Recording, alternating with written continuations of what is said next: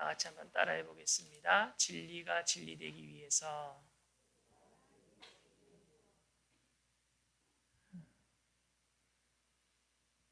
미국에서는 퓨너럴 서비스 때 관을 열어서 고인이 돌아가신 그 모습을 볼 수 있도록 이쁘게 화장도 해놓고, 그래서 조문객들이 와서 얼굴을 보고 그래서 마지막 가시는 모습을 다 볼 수 있도록 하는 독특한 장례 문화가 있습니다.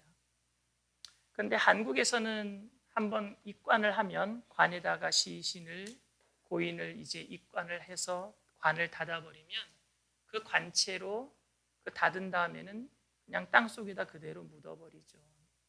미국처럼 이렇게 마지막 얼굴을 볼 수 있는 것은 입관 예배 이후에는 전혀 없는 것이 한국의 장례 문화입니다. 그런데 한국에서도 여러분 탈관하는 데가 있어요. 탈관이 뭐냐면요, 하관할 때에 관에서 시신을 끄집어내는 거예요.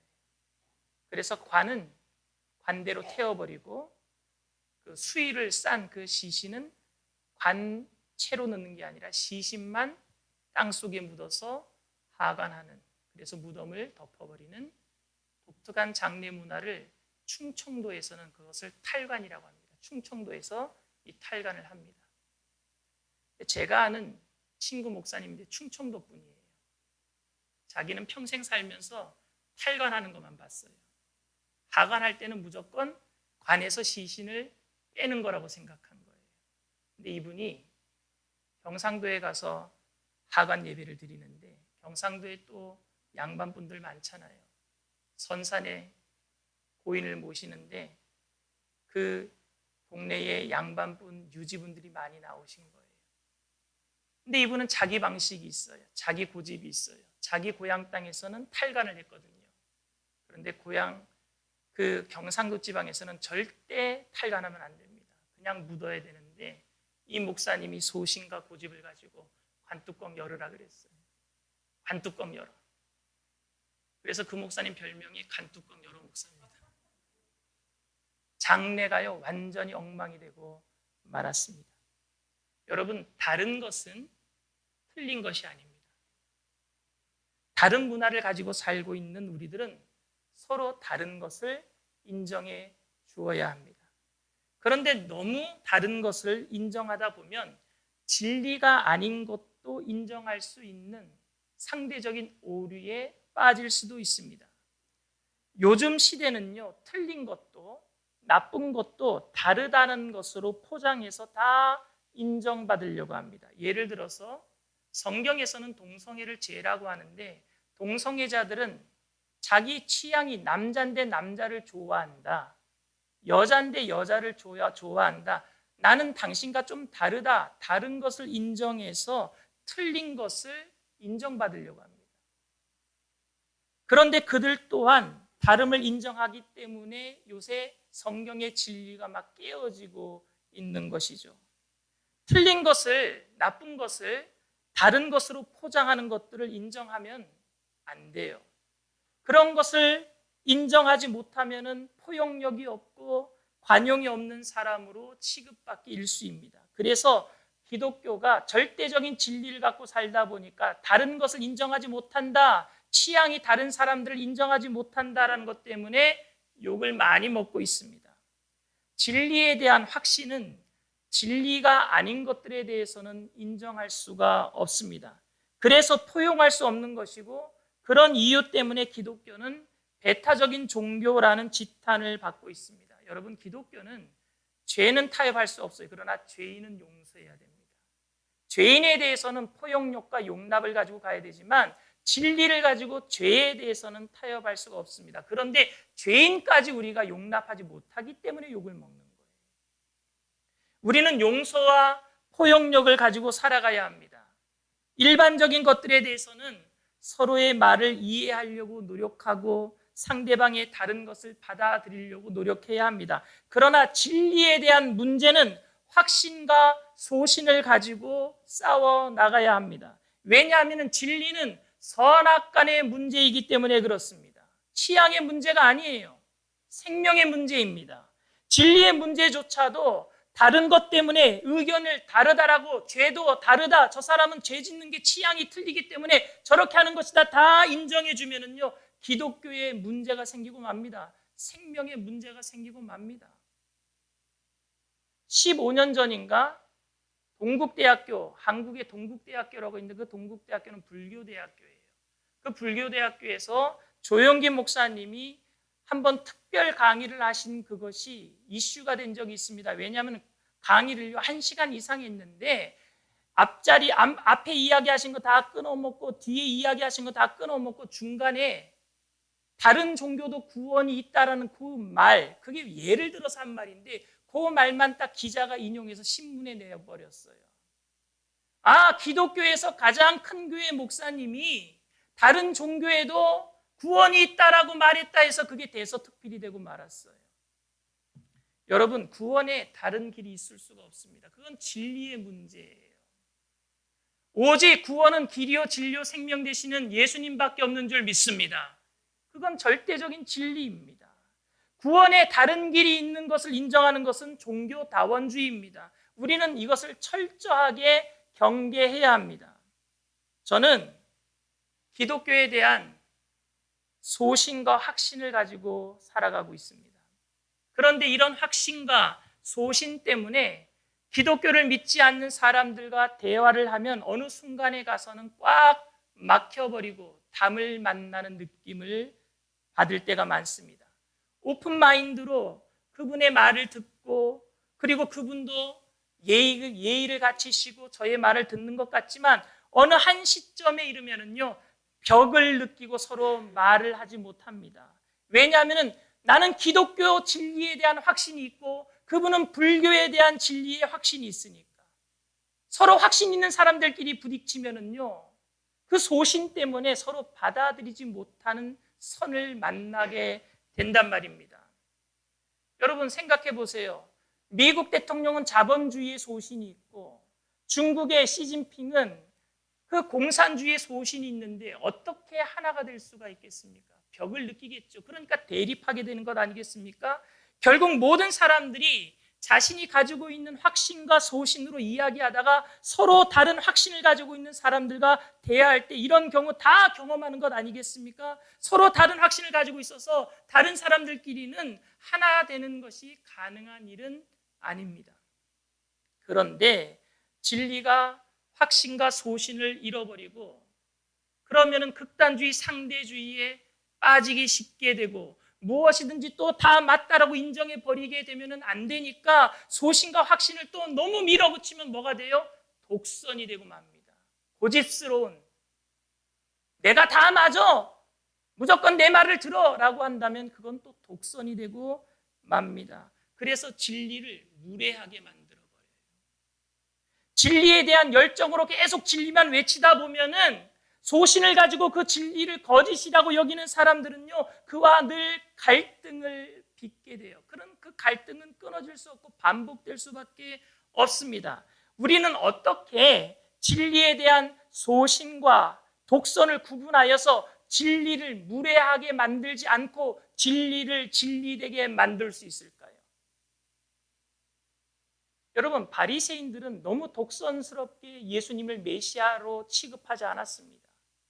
분명히 예수님은 메시아로 이 땅에 오셨는데 바리새인들은 죽어도 예수님은 메시아가 아니라고 독선스럽게 자기의 고집을, 확신을 지켜나갑니다. 그에 반해서 예수님은 또 뭐라고 얘기했습니까? 그런 바리새인들에게 독사의 자식들아 라고 얘기하면서 예수님도 아주 독서를 품었어요. 그런데 예수님은 우리 편이니까 예수님은 진리고 바리새인은 우리 편이 아니니까 바리새인들은 나쁜 놈들 이렇게 평가해야 됩니까?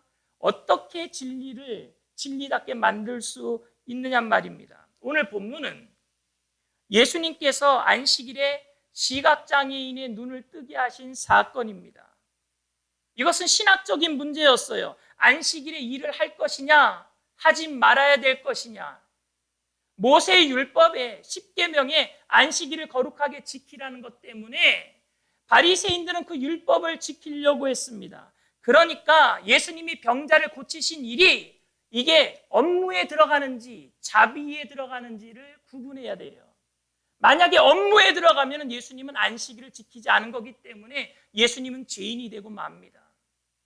그래서 예수님을 믿지 않으려고 했던 바리새인들은요, 예수님을 그래서 진리를 위배한 사람, 안식일에 일한 사람으로 몰아가고 있는 거예요. 죄인을 만들려고 했습니다. 그들은 모세 율법의 확신과 소신이 있었기 때문에 그런 거예요. 안식일에 일하면 안 돼. 전에도 제가 말씀드렸지만 이스라엘 백성들, 지금 유대인들은요, 그 사바스 엘리베이터라고 안식일 엘리베이터가 따로 있어요. 그날은요, 그 엘리베이터를 타야 돼. 왜?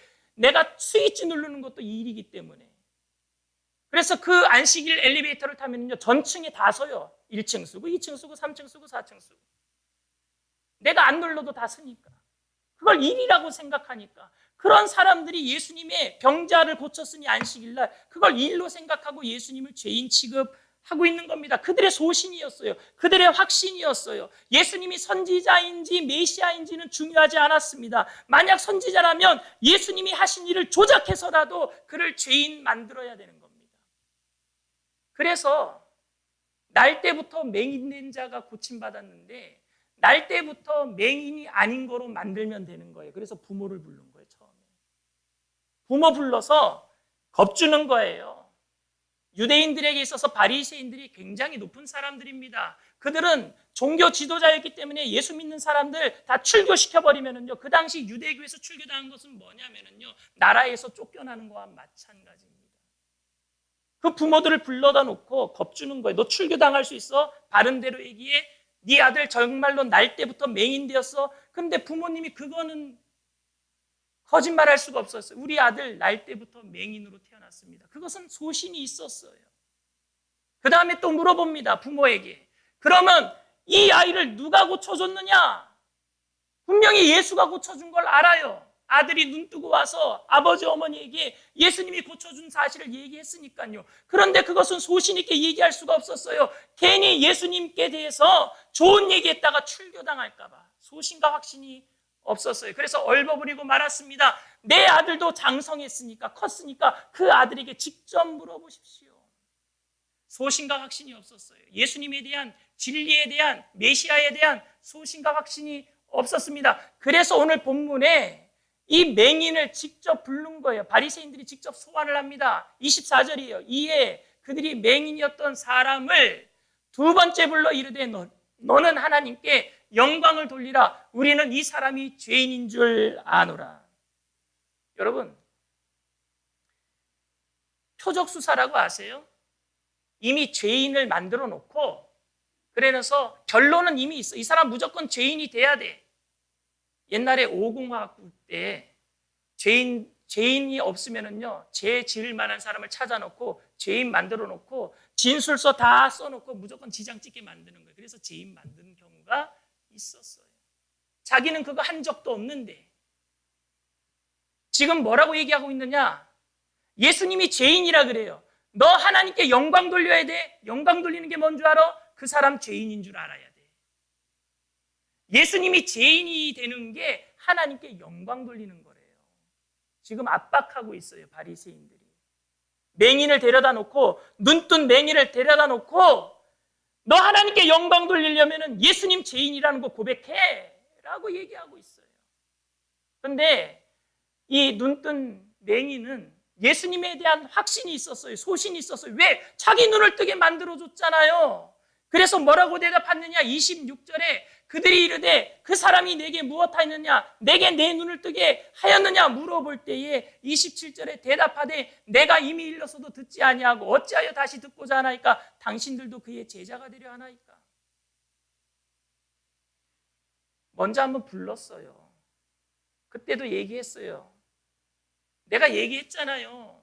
예수님이 내 눈 뜨게 해줬다고. 그런데 또 물어보시네요. 확인하고 하는 거 보니까 예수님 제자가 되려고 그러세요. 아주 당돌하게 확신과 소신을 가지고 이 맹인이 얘기했습니다. 이 말을 들은 바리새인들은요, 너무 분났어요. 그래서 욕을 하면서 그에게 이렇게 얘기했습니다. 그들이 욕하여 이르되 너는 그의 제자이나 우리는 모세의 제자라.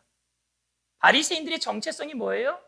모세의 제자라는 사실입니다. 저는 여기까지는 이해할 수 있어요.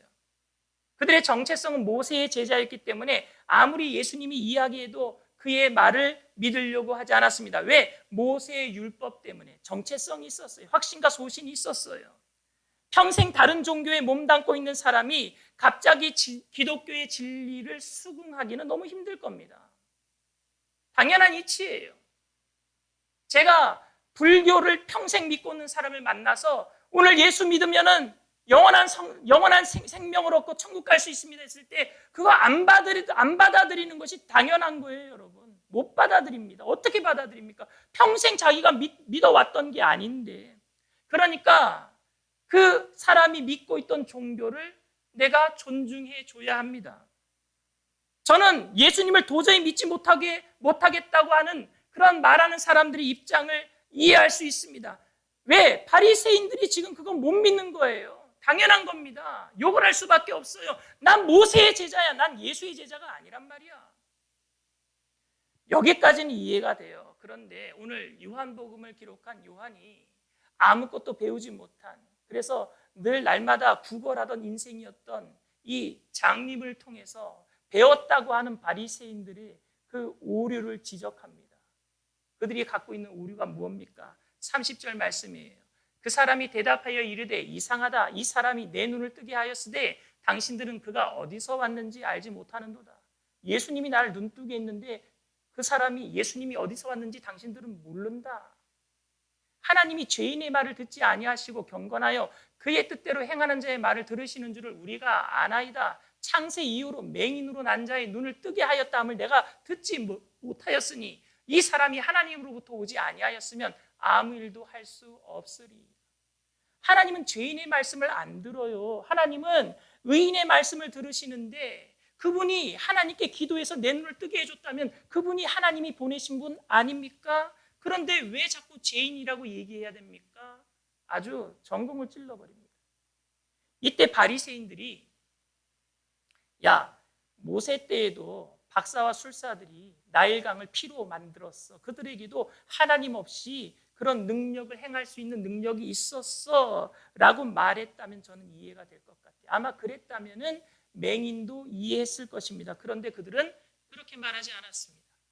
그들은 예수님이 하신 모든 일들을 사기극으로 만들어야 했습니다. 거짓 증언이라도 만들어야 했습니다. 그래서 안식일에 일하면 절대 안 된다라는 자신의 소신을 그냥 관철시켜야만 했던 것입니다.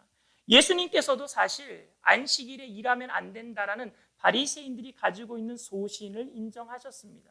예수님은 안식일 날 병자들을 치료하셨지만 내가 일하니까 너희들도 일해라. 바리새인들에게 내가 일하니까 너희들도 일해라라고 안식일에 일하라고 하신 적이 한 번도 없어요. 왜? 모세 율법을 소신으로 갖고 있는 그들의 그 모든 것을 인정하셨기 때문에 그래요. 지금 어떤 분들이 주일날 신문도 안 보고 TV도 안 보고 음식도 안 사 먹는 사람들도 있다고 합니다. 왜? 주일을 거룩하게 지키려고. 그런데 저는 조금 타락한 목살에서 주일날 TV도 보고요. 그리고 주일날 음식도 사 먹습니다. 청년들과 나가서 커피숍에 가서 커피도 마시고요.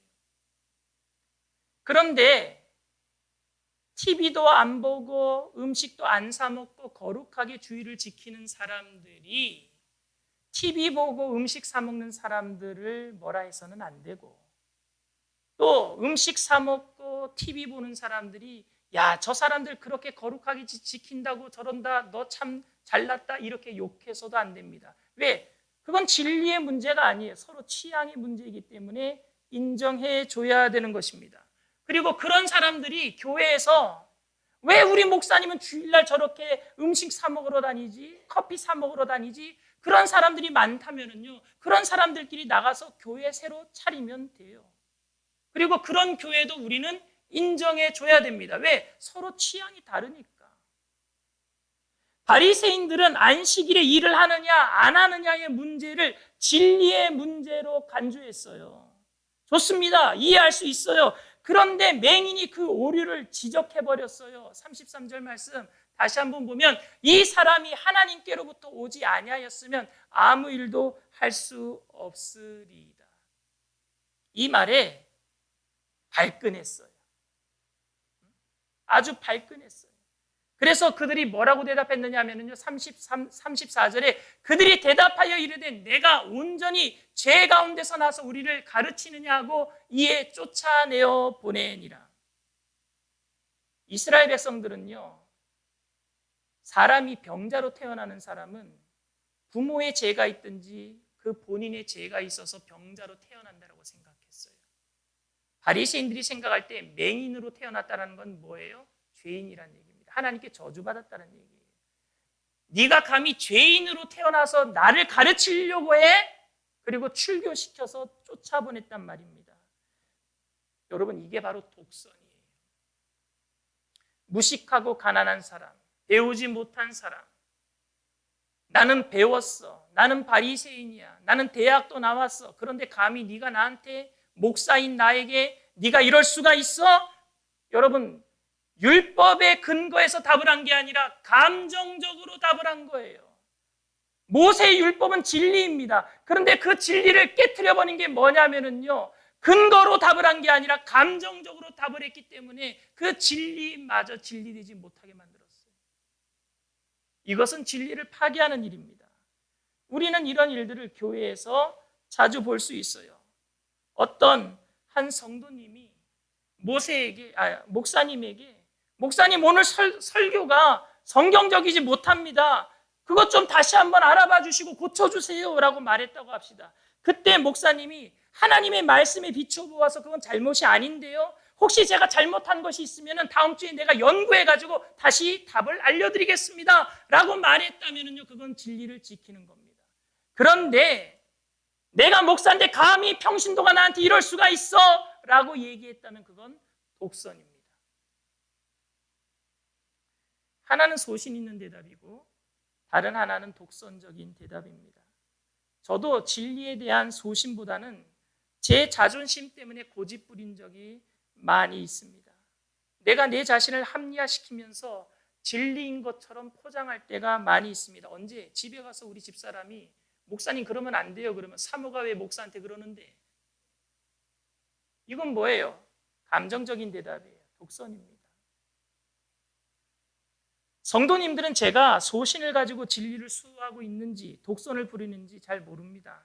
그렇기 때문에 소신을 가지고 이야기하는 사람들에게 뭐가 필요하느냐? 정직함과 사랑이 필요합니다.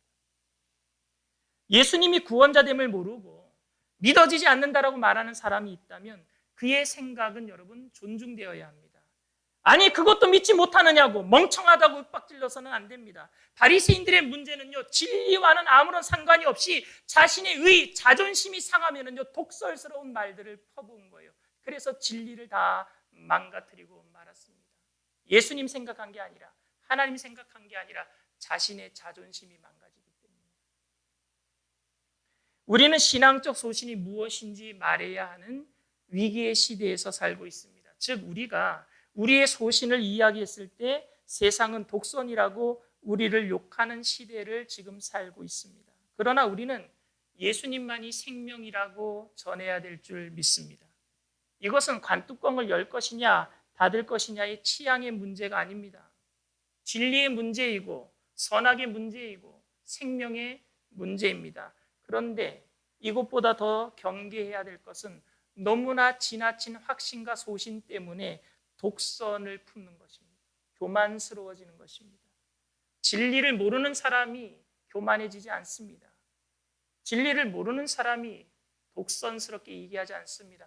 진리를 너무 신봉하다 보니까 다른 사람들이 다 틀렸다라고 얘기하면서 혹시 자기가 그 진리를 갖고 있는데 남이 나를 무시하게 되면 자기 자존심 때문에 독선이 나오는 거예요. 여러분, 진리에 대한 확신은요, 다른 사람의 말을 더욱 경청하게 만듭니다. 잔소리 말고 내 말 들어, 내 말이 진리야 라고 말하지 않고 더 듣게 되어 있어요. 내가 가지고 있는 진리가 확실하고 최고이기 때문에 다른 사람들을 폄하하고 무시하는 것이 진리를 지키는 가장 좋은 길이라고 생각하지만 오히려 그런 행동은요, 진리를 파괴하는 행동이 되고 맙니다. 우리는 진리의 길을 가기 위해서 십자가의 길을 가야 하는데 중세 교회는 십자가의 진리를 수호한다라는 미명하에 전쟁을 일으켜서 예수 안 믿는 사람들을 다 잡아 죽이고 말았습니다. 여러분, 큰 교회가 잘못할 때가 있어요. 큰 교회 목사님이 잘못할 때가 있습니다. 그러니까 시사 2580이나 그것이 알고 싶다 해서 그 교회를 취재를 하고 잘못된 부분들을 고쳐달라고 방송에다가 터뜨려 버립니다. 그런데 우리가 예수님을 믿고 있는데 예수님을 때려, 우리 교회를 때려, 진리를 때려, 그렇게 맞은 교회가 어떡합니까? 힘이 있으니까 방송국에 쳐들어가서 방송국 기물들을 다 파괴하는데, 여러분, 그게 진리를 지키는 일입니까?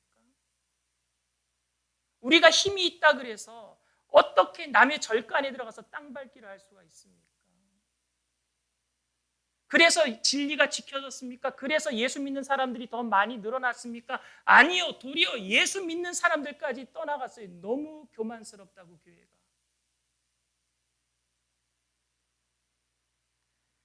저는 제가 가지고 있는 예수님에 대한 확신과 소신이 교만으로 바뀌어서 독선이 되어서 다른 사람에게 예수님이 구세주가 아닌 것처럼 비춰질까 봐 걱정스럽습니다. 동성애자에 관한 태도도 마찬가지입니다. 진리를 지키기 위해서 오만불손하게 그들을 불결하다고 교회에 못 들어오게 한다면, 아니요, 죄인을 끝까지 우리는 품어야 될 줄 믿습니다. 끝까지 품어야 돼요. 혹시 진리가 질 수도 있어요. 여러분, 진리가 되기 위해서는 진리를 전하는 사람들이 오만과 독선으로는 살아서는 안 됩니다. 진리 자체이신 예수님은 참 하나님이시기 때문에 권능을 가지고 계신 분이었어요. 우주를 통치하시고 다스릴 수 있는 권능을 가지신 분이셨습니다. 그런데 예수님은 자신을 욕하고 때리는 사람들에 대해서 진리를 지키기 위해서 독선적인 행동을 하신 적이 한 번도 없으십니다. 오히려 자신의 능력을 숨기셨어요. 마태복음 26장 53절에 너는 내가 내 아버지께 구하여 지금 12군단 더 되는 천사를 보내시게 할 수 없는 줄 아느냐. 이 얘기가 무슨 얘기냐. 예수님이 겟세마네 동산에서 기도 마치시고 이제 유대 병정들이 예수님을 십자가에 못 박으려고 예수님을 잡으러 올라왔습니다. 그때 베드로는 죽기까지 예수님 따르겠다고 결단한 지 얼마 되지 않았어요. 그때에 말고라고 하는 대제사장의 종이 칼을 들고 예수님 잡으러 올라옵니다. 베드로가 그 칼을 뺏어버려요. 뺏어가지고 말고의 머리를 치려고 칼을 휘둘렀는데 말고라는 사람이 피했어요. 그래서 기가 잘리고 맙니다. 예수님이 그 땅에 떨어진 기를 주워서 말고에게 다시 붙여주면서 베드로에게 하신 말씀이 칼 쓰는 자는 칼로 망한다 라고 말씀하시면서 연이어서 하신 말씀이 내가 아버지께 구하여 지금 12군단 더 되는 천사를 데리고 내려와서 얘네들 내가 못 쓸어버려서 내가 이렇게 참고 있는 줄 아느냐. 여러분, 한 군단은 6,000명이에요. 레기온이라 그래서 6,000명의 군대를 얘기합니다.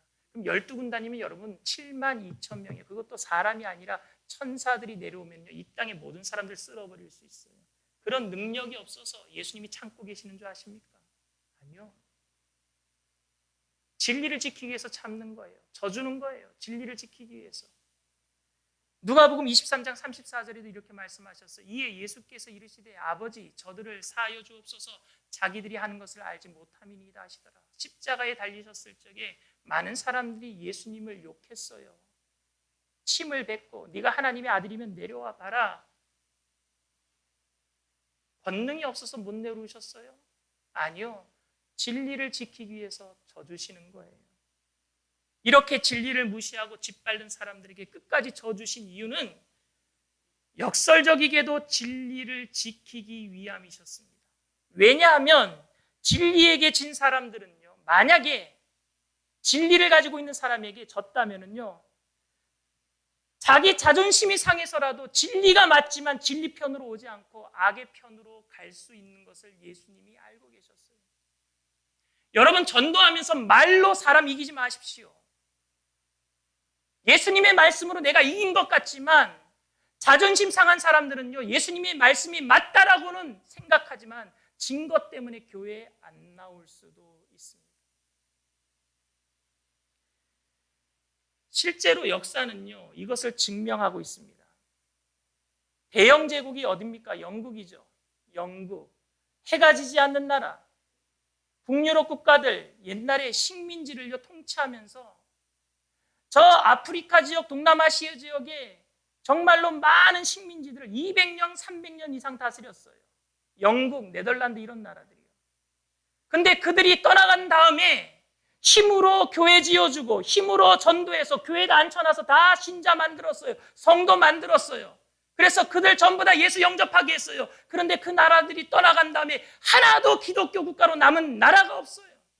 힌두교로 바뀌고 이슬람 나라로 바뀌고 힘으로 이겼기 때문에 진리를 진리로 받아들이지 못했다라는 사실입니다. 십자가는 진리가 진 것이 아니라 죄인을 사랑하여서 포옹한 사건입니다.